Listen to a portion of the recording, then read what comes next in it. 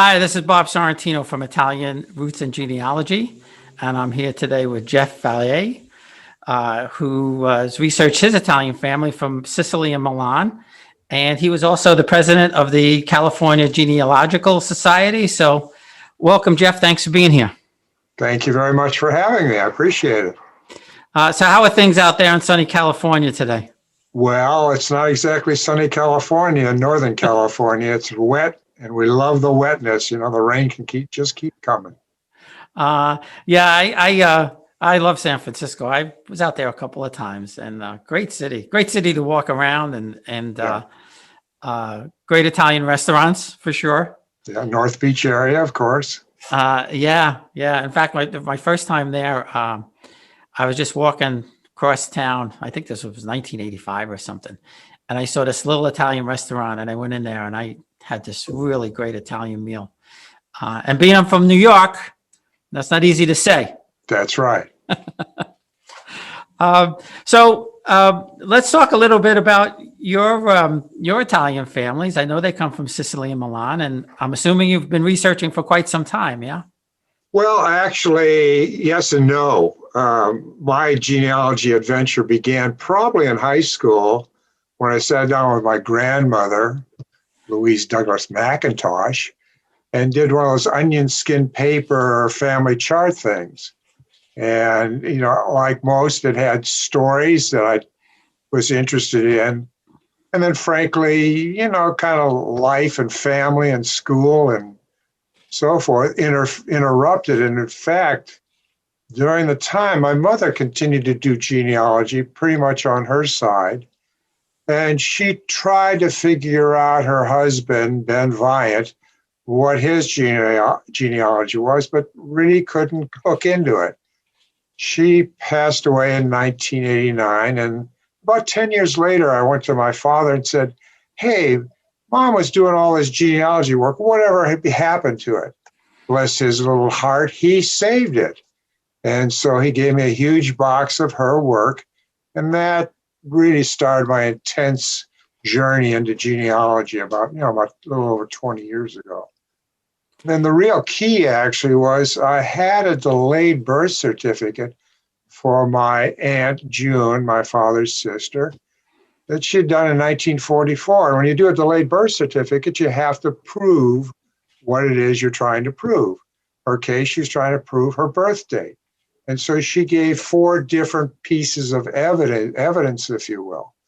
One was an affidavit from her mother, and another was the fact of her residency then in Seattle, Washington. And she actually cited a baptismal record in a church in St. Louis.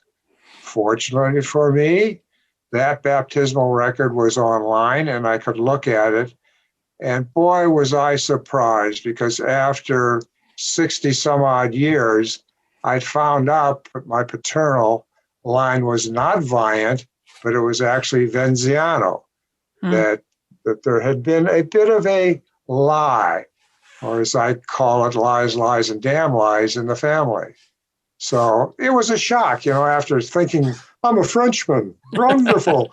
But then I said, hey, nothing wrong with being a Sicilian either. So that began my journey, if you will. Well, one might argue that being a Sicilian is much better than being a Frenchman, but there's probably some French in there anyway. Yeah. So that's really cool. So you had no idea that you were Italian. I had no idea. And frankly, my father, his 2 sisters, and their mother took the secret to the grave. It was only after they were all passed on, finding this document that allowed me to start digging around.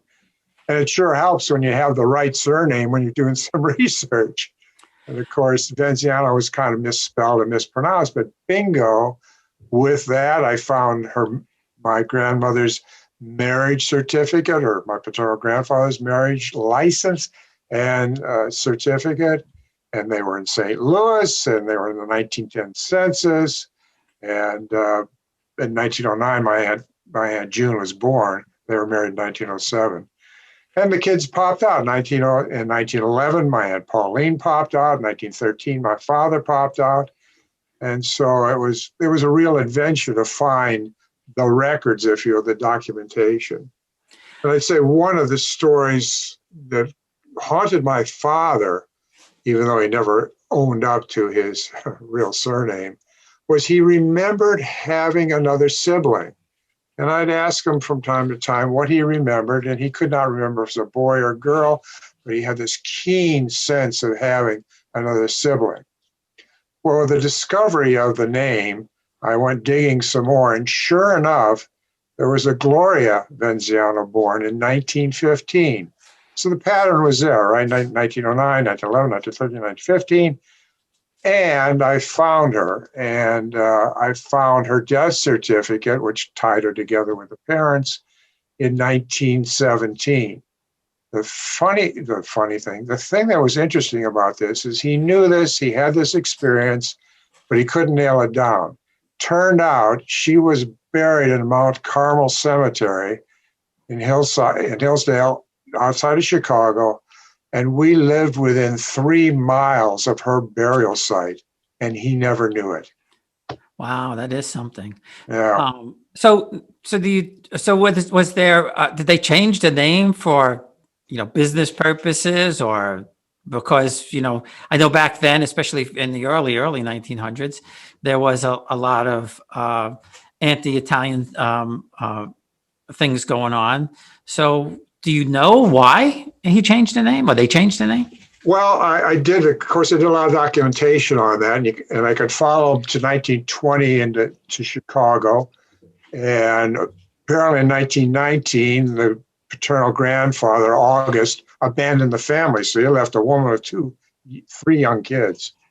And so I started looking at the Chicago school records and tracing them, and I could find my Aunt June and my Aunt Pauline and even my father all the way till 1928.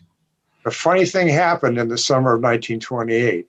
First of all, my father graduated from 8th grade, and he would go on to Lane Technical High School. And at Lane Technical High School, he was no longer a Venziano. And my thinking is that in the summer of 1928, June, the oldest, sat down with her sister and brother and mother and said, "Hey, we are no longer going to be Venzianos, we're going to be Vaillants." And so, my humor is the luggage tags didn't have to be changed for her. She went from June Venziano to June Vaillant. However, another interesting quirk is there was a Francesco Vaillant hanging around the premises. In fact, Francesco and August both worked at the same Edison Electric Company in Chicago at the same time about World War I draft registration. And it turns out Frank, as he became known, hung around, went off to Texas, came back when my cousin Patty was born.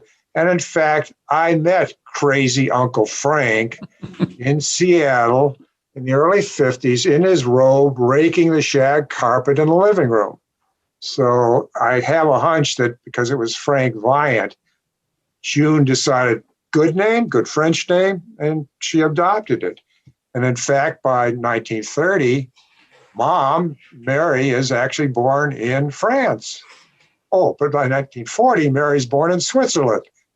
A lot going on in the family. Wow, that's really, really interesting. All right, so that's a lot of detective work in the United States. So you have all this information.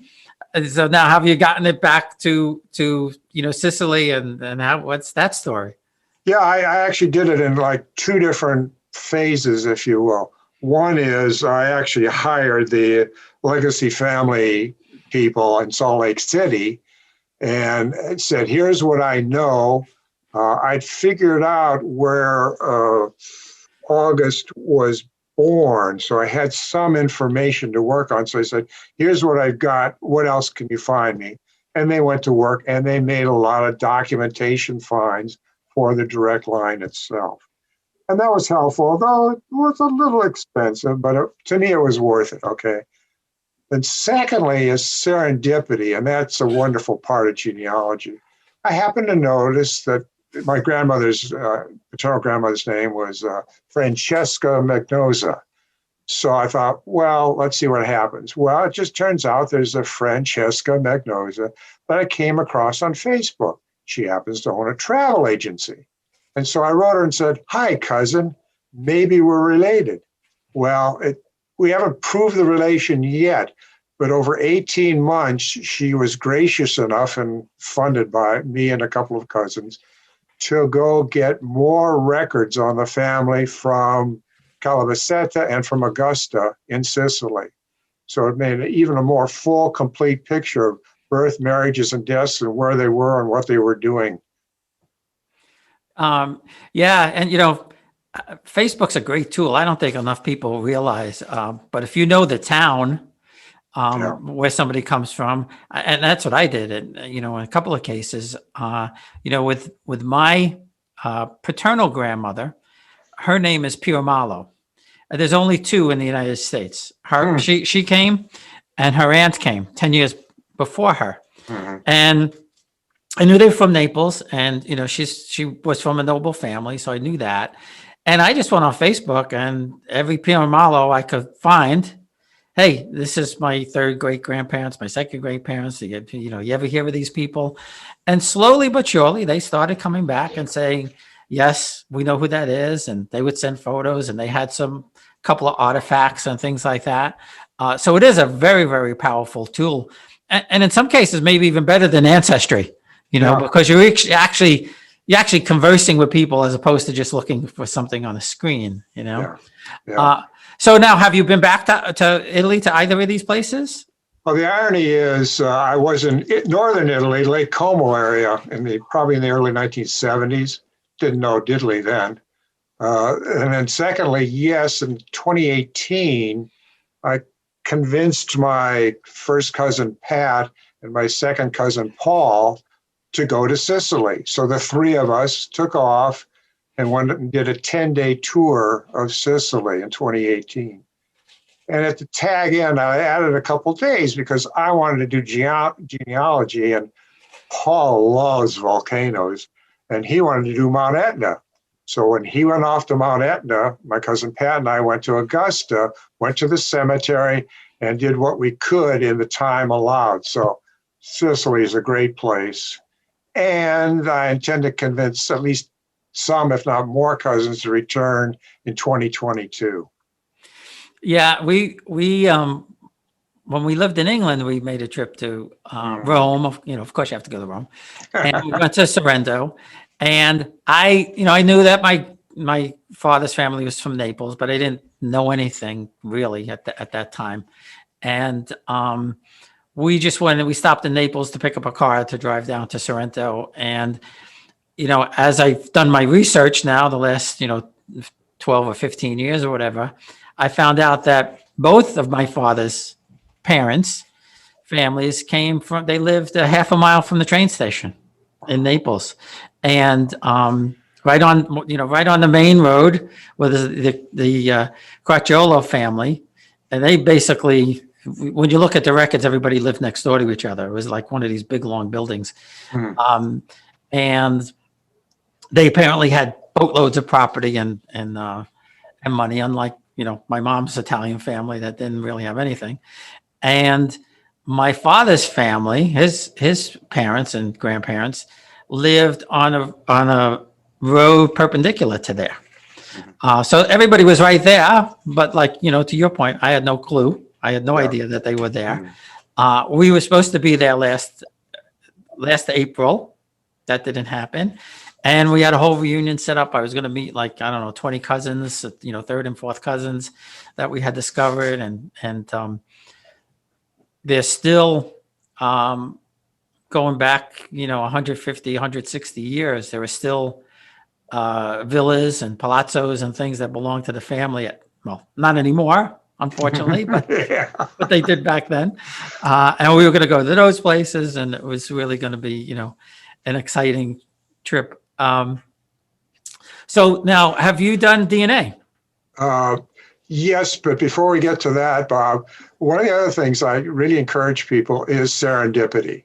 Okay, I mentioned Yes. Francesca and finding her, and she is a gem. I mean, she took the time. She would talk to the town clerks and talk to the town clerk and talk to the priest, and she actually got photocopies, if you will, of all the original documents.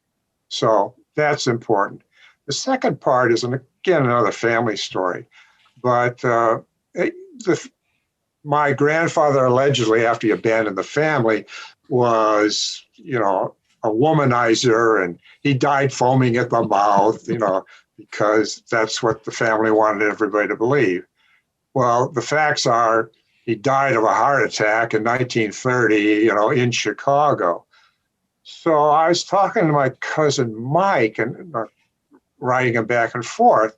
And I said, Mike, your mom, Francesca, interesting enough, is still alive.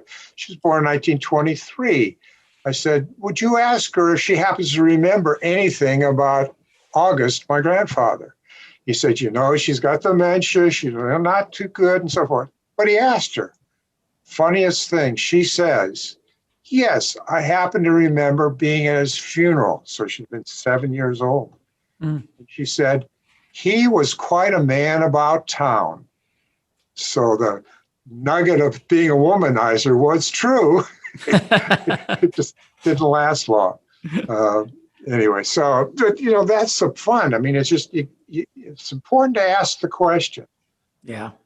You may get a no as an answer. That's fine, but at least ask the question. Mike asked his mom, and that's great. Now she's passed on, but I have that story.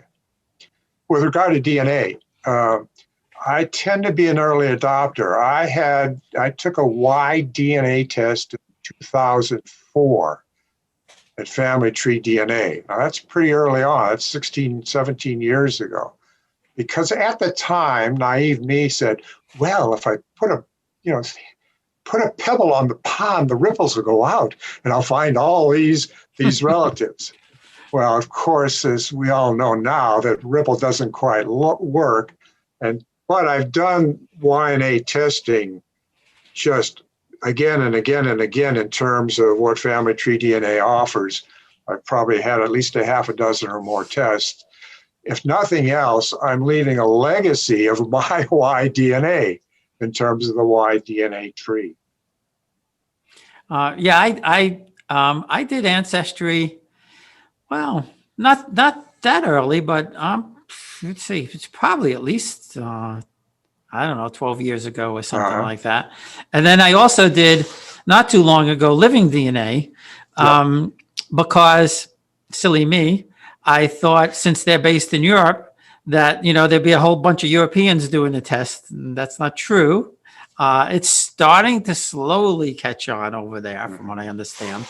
And I did find, one or two people. What I did like about Living DNA versus the Ancestry was that you did get the, the maternal and paternal lines, and that was pretty amazing. For anybody who hasn't gotten their maternal and paternal lines, is to find out the migration paths. And what was really very interesting about my mom is that, they're from Torito, Bari, and the maternal line is like 96% from the Caucasus. Wow. I mean, totally shocking. And my father's line shows the migration path up through like the Levant, and then through into the Alps. And today, most of the people with that DNA are either in that, a small region in Switzerland, a very, very tiny area of Spain, and Sardinia. So, for anybody who hasn't looked at that information, it is really, really very revealing. And, again, back to you're not really who you think you are. That really tells you that you're not really who you think you are. So whether it was through the DNA or whether it was just through your research, what was like the most amazing thing that you came across, other than your the rogue grandfather? Yeah, right. Yeah. In some ways, a lot of discoveries are amazing. the name change is one. Finding Gloria, my other aunt, is another. I tend to have them also kind of like working for clients, if you will, that are beyond personal. For example, you just mentioned living DNA. I'm working with a client who wants me just simply to find a picture of her biological father. The problem is, your old mom never confessed who the biological father was. Oh. But there's a British background, and so I had her test at living DNA, as you did, because it really is kind of England-centric. The other part is simply trying to make connections through DNA.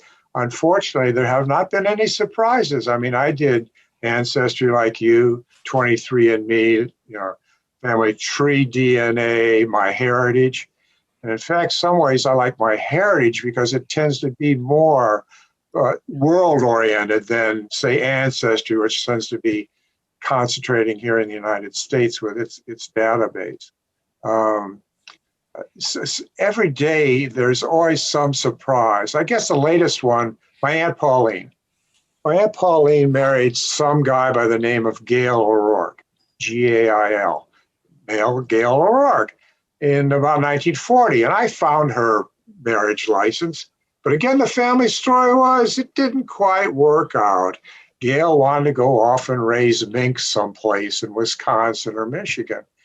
And I've been kind of looking to try to find this guy. Well, the lesson is keep going back to records you thought you looked at, keep going back to Ancestry or Family Search or wherever. Up pops a World War II registration card for a Gail O'Rourke. And his wife is Pauline Frances O'Rourke, my aunt. Gives his birth date and his birthplace. And so with that, I can go find more information about him. Well, dear old Gail, it appears, may have been a man about town too, because he added the O to marry my aunt. He dropped the O after that. And Gail Rourke became a pillar of the community. Ironically, as obituary pointed out, he was a mink rancher and actually had national recognition for the mink he raised. Now, it will be a surprise to some people because I used the documentation to post that dear old Gail Rourke had actually married in 1940 my aunt. And I don't know if these folks understand that maybe he had more of a life than they knew about. Wow, that is an interesting story. And yeah, to your point, I always go back. I tell people, sometimes you need to walk away for a couple of weeks if you're stuck and then, come back again. But I had an interesting find in that my second great grandmother on my paternal grandmother's side, her last name is Mohr, M-O-H-R. Oh, okay. M-O-H-R from Lucerne, Switzerland. And I was like, I'm never going to find this Switzerland thing, right? Why was this woman in Naples, or, what was going on there? And one day I was just, bouncing around the internet and I came across a book that listed the officers in the Neapolitan army in the 1860s. So all of a sudden it was actually searchable, believe it or not. So I do a search on Mohr, and up pops Bernardo Mohr, who was a captain in the Swiss Guard in 1860, I think it was, assigned to Naples. So I always thought the Swiss Guard, they're the guys who guard the Pope, but apparently they were mercenaries throughout Europe, especially I learned from the Catholic cantons like Lucerne. As I go through there, I see Filippo Caracciolo. He was a lieutenant in the cavalry of the Neapolitan army. Now, Filippo married Elisa Mohr. Bernardo was her father. I eventually found the records. As they were indexing on the Antonati, Mohr comes up 3 different spellings, and I was having such a tough time finding it. So now I know about Bernardo Moore, and I find a website that says, if you're looking for records in Switzerland, ancestry records, write us in English, Italian, or German, and we'll try to give you an answer. So I send out Bernardo Moore. Maybe not even a day or two, I get an email back saying, yes, we know the name. And they gave me a link to hand-drawn charts, family trees, going back to the 1400s. Wow. Not only for the Moore family, but then every other prominent family in Lucerne, of which there were probably, I don't know, 20 or 25. They didn't have nobility, but they had, like any place else, they had their elites. And I was able to get her family back to about, I don't know, 1500, and then all these other families back just from, luck, persistence. I don't know what you want to call it. Yeah. Yeah. But I'll give you an interesting story about DNA. Okay. My children are adopted. Okay. My daughter, she wanted to meet her birth parents as soon as she was 18. So we did that. And her birth mom has done it and everything. But once I got the couple of family names, I was able to start tracing it back. And most of her family comes through England, Wales, some French. And as I was tracing back, her family's been in the United States since probably the early 1700s. And she's a direct descendant of Daniel Boone, a direct descendant of Captain Morgan. Wow. She's related to the Despensers from England. Oh my God. And she's I forget what, it's probably, I don't know, 23rd, 24th, whatever number it is, great granddaughter of one of the Bassano brothers, who the Bassano brothers were Italian musicians that went to England and played at the court of Henry VIII. Oh, what a connection. So could you imagine? So I said, well, you're Italian. Now my son, he for the longest time, he didn't, we kept saying, do you want to meet your birth parent? And he wasn't really that interested. We did his DNA a long time ago. And maybe 4 months ago, I got an email from his sister, his full-blooded sister. She wasn't adopted. He was the firstborn. And so he's gotten to meet his family now and all of that. So, happy story there. But interesting thing about DNA, our son is a 5th or 6th cousin of my wife. Oh yeah. She's half Puerto Rican. He's half Puerto Rican. Yeah. And, it popped up. And she's also a distant cousin of one of my very good friends from college. Oh my goodness. From Sicily. What a connection. Yeah. And he called me one day and he said, do you know who MR is? I see it in your tree. I said, that's my wife. And he said, well, we're cousins. So, fantastic. Strange things like that happen. And this same cousin, not cousin, but this same friend, he found his older half brother that he never knew existed. Yeah. It was never mentioned. And he said, of course, his father's no longer alive. His mother probably never knew. And, he doesn't know. His brother doesn't know. The guess is that, it was probably, I guess, the late 40s. And he must have had something, back then they would take the baby and spirit it away or whatever they would do, So he made a connection that he never knew about. But now, so one half of your family is Italian. The other half was, what'd you say, was it Macintosh? Yeah, Scottish. Yeah. So how long have they been in the country? Not that long. My great-great-grandfather came in about 1850 from Scotland. But I got to tell you, I'm sorry, I got to tell you a why DNA story. Oh, yeah. Okay. So I have a great uncle who was Vincenzo, became Jimmy when he came here. He signed the death certificate for my grandfather. So I did some research on him, and I started digging around, found out he had 3 kids. Okay. And then I traced those kids because I wanted to find more Venziano cousins.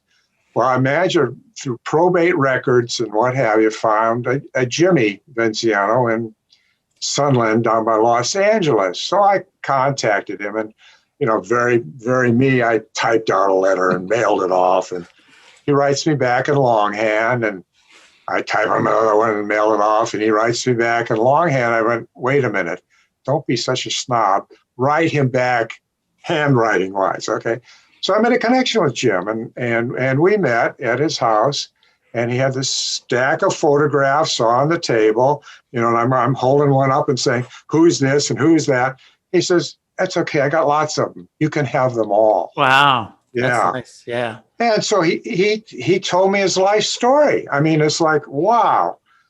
Okay, time moves on. I trace some more, and I find a cousin Paul who's living in Virginia.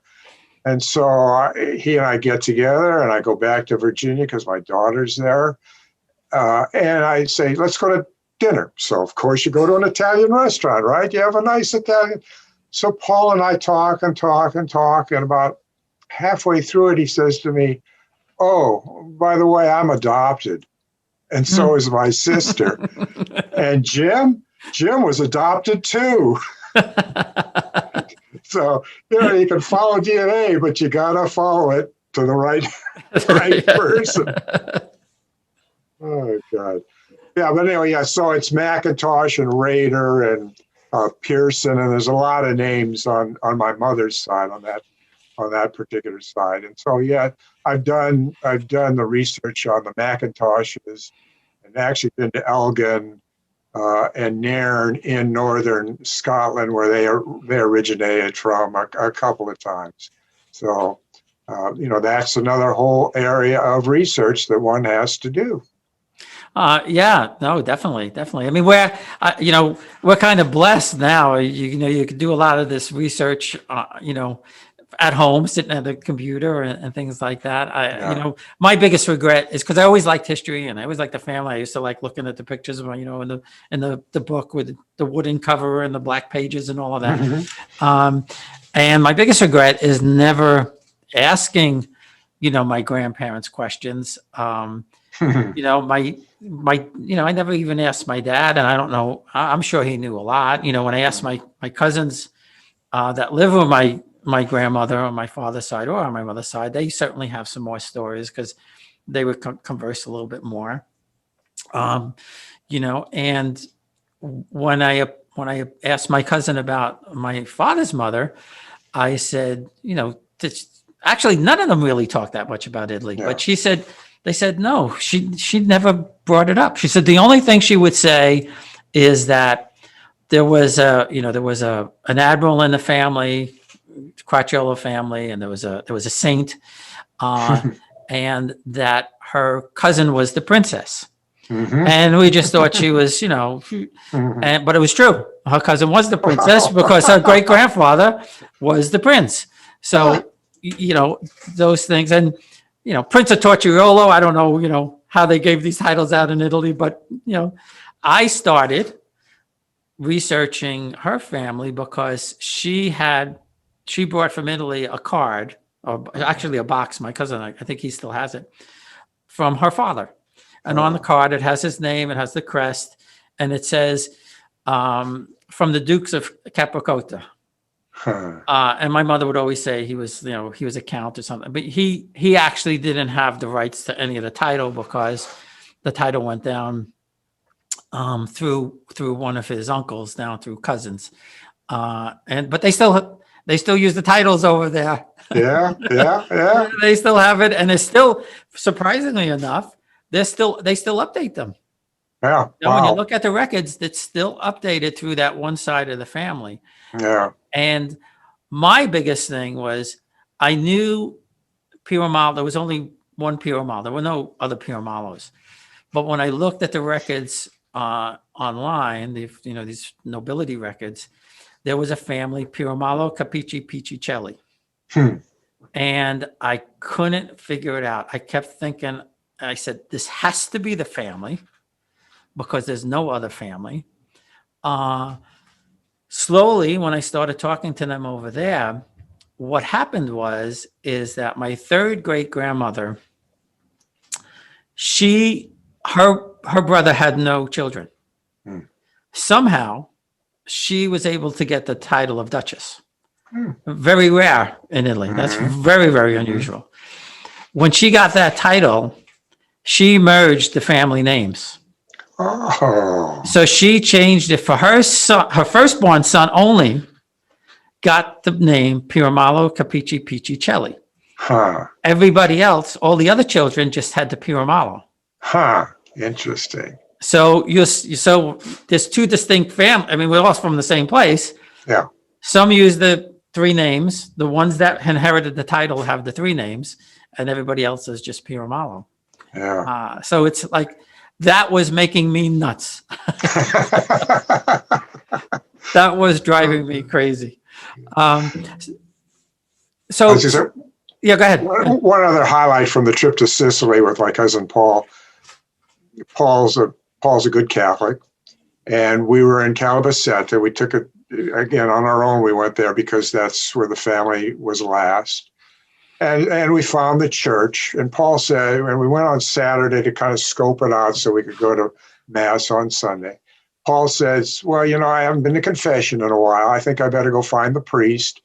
And so in his broken Italian, basically remember what his father would say to him, don't do that, shut up, whatever it was. But it was enough, Paul's gregarious. And so he went to the priest, did his confession, what have you. We go to the church the next day, and the three of us are sitting in the pew, quite attentive. And all of a sudden, the priest, during the service, stops the service and points the three of us out and who we are and why we're there. I mean, that to me is a big thrill to have been back in the church of my grandfather and great-grandfather, and then have the priest recognize us. And afterwards, he says, come over here. And he showed us the old part of the church. It was really centuries ago, hidden away in the new church itself. So there's all kinds of possibilities. If you need to go to confession, go to confession. You never know what it'll lead. Yeah. Well, I interviewed Paul Nauta he's from FamilySearch.org. He's the head of marketing, right?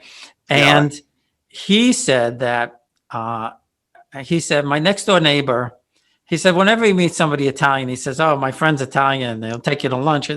So he said, the guy was there to do some research, and my friend gave him my name and my number, and he said, call Paul, he'll take you out to lunch and all of that. So the guy calls and he says, I could tell he's embarrassed and everything. Yeah. He said, but he was from Italy, so we went to lunch and everything. So then he says, I'm from Sicily. So he said, well, my family's from Sicily. They're from this town. And he said to him, you come to Sicily and I will take you to that town and I will take you to that church. I know the church. I know the priest. If you come, I will take you there. So he said, well, what am I going to do? I have to go, right? Yeah. So he says he gets there, and to your point, it's in, the oldest, darkest part of the church where all the records are. Yeah. And he said, it's this little stone room with the door, the oak door and everything. Yeah. And he said, the priest told them, I really shouldn't leave you here. He says, I'm really not supposed to leave you here. He said, but if you let me lock you in, you could stay. So he said, I don't know if it was 2 or 3 days. He said, we'd get there early in the morning. We go in, he'd lock the door. Wow. He said, we do our research. Yeah. He said, we have all of these books. He says, it was a little eerie. He said, but and then he said, initially he said, there's no food, no drink. He said, the second day he came in and he gave us brought in something to drink and something to eat. Yeah. But it's stories like that. I mean, what are the odds? Another quick story from him too. He was doing a seminar in Pennsylvania, and he knew his grandmother was married in Hoboken. Couldn't find a record. And he said, I'm in the booth. I look over, there's a lady there, and it says State Archives of New Jersey. So I said, yeah, well, I got to lose. I'll ask her. Yeah. So he mentions it, and he said she kind of like blew me off. He said, but I wasn't surprised. He said the next day, just before I'm going to do my talk, she comes up to me. She hands me a pink envelope and says, after you finish, open this. So he said, like, I've got like 2 minutes. And she said, just go do your thing and then open. He said, I opened it up, and it was my grandmother's marriage license. And the most amazing part of the story was a few days before he went there, he says, I looked up and I said, please, Grandma, I forget her name, give me something. Yeah. Yeah. It's not fate. Yeah. There's something behind all of this. I keep saying that, Yeah. Right. So I just briefly, I want to talk a little bit. Now, you were the president of the California Genealogical Society, and Right. I didn't realize before we stopped, but it does sound like you offer services to people too. So maybe you could talk a little bit about both of those. Yeah. Part of me is giving back. Okay.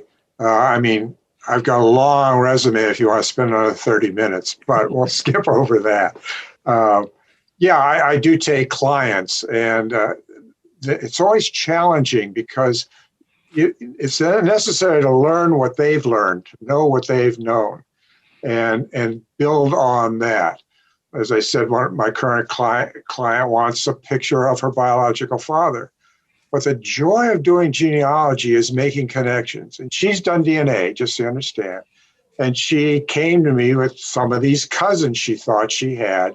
As a result of that, it's pretty straightforward to know who her biological father was. I'm still trying to figure out more about him.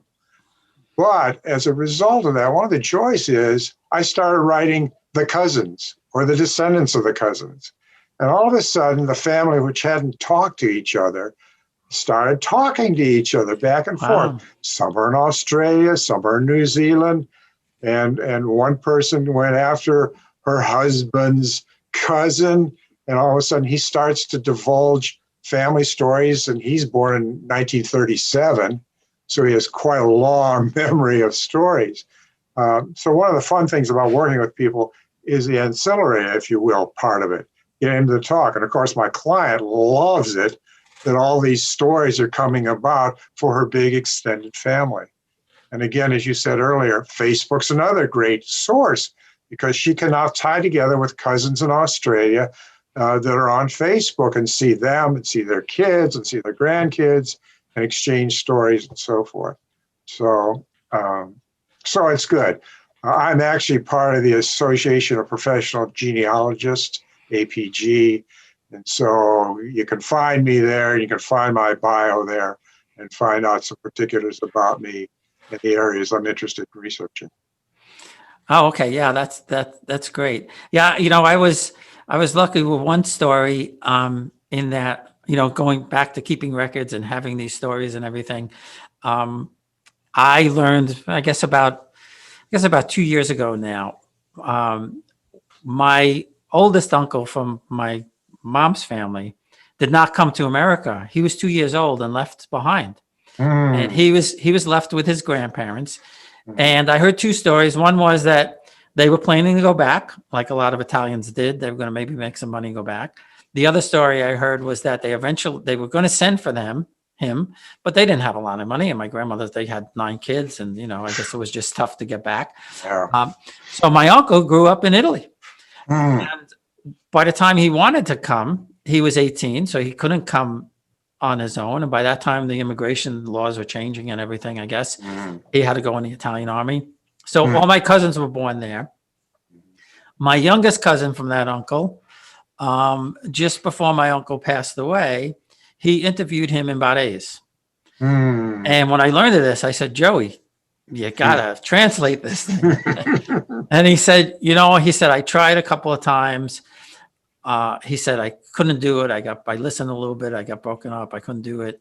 I said, you have to. I said, this is the family history. This is the story of where we come from. Yeah. So he said, well, first I have to get a tape recorder, a reel-to-reel tape recorder to listen to it. Wow.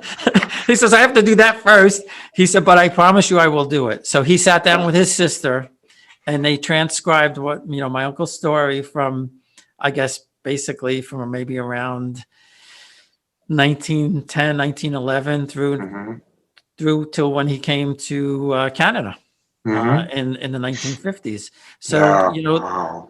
things like that are just priceless. And that's, that to me is half the fun of this whole thing, is the discovery. And, a lot of people think I'm nuts, but I feel I have a mission to find this stuff out. Yeah. Yeah.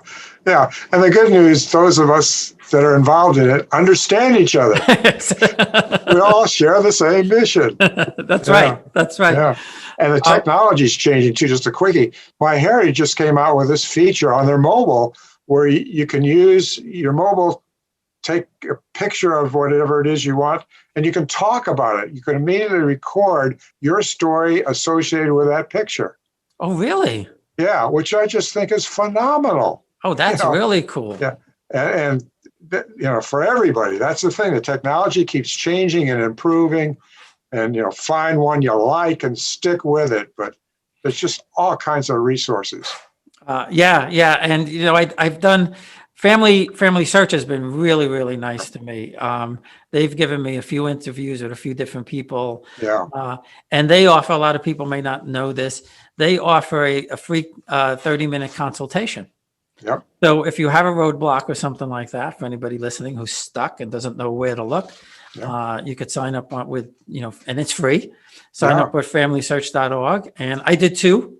One was Italian, the other one was Spanish, because I do have I have a lot of old Spanish, through this one line, but a fairly recent one that was a roadblock. And she found something and then gave me a whole bunch of links and books to look at to try and find the link to that person. Yeah.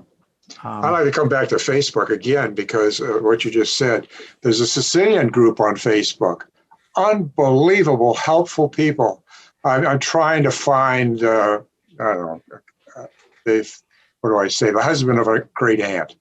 And I know her, I know they had a child, and I'm not sure about him. I'm trying to find Camarati is a name. I'm trying to find out. So I found, a birth record. And so I put it up to the Sicilian group. Within 2 minutes, somebody had translated it for me. There are just gobs of people who will be helpful, whether it's the Sussex England group or the Sicilian group or whoever. Facebook takes a lot of grief, but let me tell you, the genealogy people on Facebook are fantastic. Yeah, they all are great. And Camarati's was the Italian deli up the block from my grandmother's in Corona, Queens. Oh, good story. Good story.